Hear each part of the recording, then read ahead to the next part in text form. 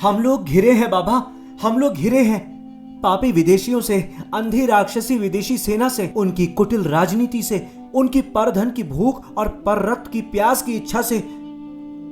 ओह ओह बेटा, विदेशी विक्रेता, विदेशी शासक और विदेशी सैनिक कितने हृदयहीन, कैसे हिंसक और भयानक होते हैं। सारी फसल चौपट हो गई विदेशियों के कारण।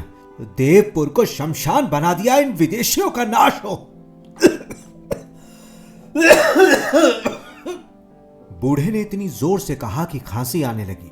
क्षण भर खांस कर वो तनक कर खड़ा हो गया और बोला, कल होली है। अनेक दिनों से घिरे रहने, सेना के हजारों वीर और स्वदेश भक्त राजपूतों के काम आ जाने, खाद्य सामग्री समाप्त हो जाने और दुर्ग के चारों ओर हाहाकार का सिक्का जम जाने के कारण प्राय सबके उजड़े कलेजे में निराशा का उल्लू बोल रहा है। फिर अब क्या होगा बाबा? होगा क्या? हमें दो में से एक को पसंद कर लेना होगा, मृत्यु या परतंत्रता। मुझे मालूम है, मैंने सुना है कुछ लोग संधि की चर्चा चलाना चाहते हैं, मगर नहीं होना चाहिए ऐसा, और नहीं होगा ऐसा। यदि हमारे राजा ने संधि की तो मैं उससे अलग ही रहूंगा, बल्कि उस चर्चा के चलने के पूर्व ही विदेशियों की सेना में घुसकर तलवार चलाते चलाते अपने प्राण दे दूंगा। बाबा, कल होली है।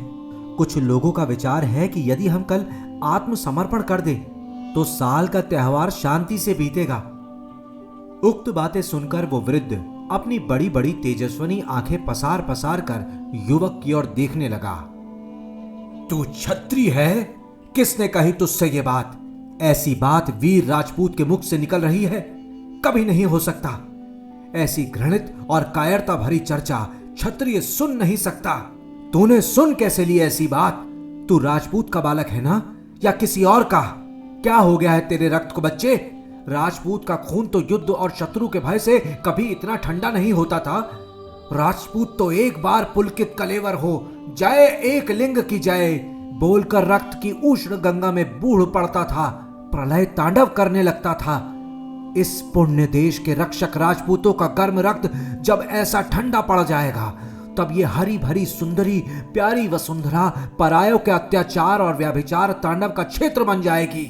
नहीं नहीं नहीं, हम परिवार इस यज्ञ में स्वाहा हो जाएंगे, पर विदेशियों के हाथों अपनी स्वतंत्रता किसी भी दाम पर न बेचेंगे। बूढ़ा फूल फूल कर सांसें लेने लगा।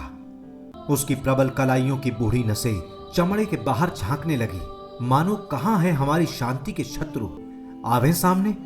इस गई गुजरी अवस्था में भी उनके सर्वनाश का मुंह भरने के लिए हम में काफी रक्त और शक्ति है।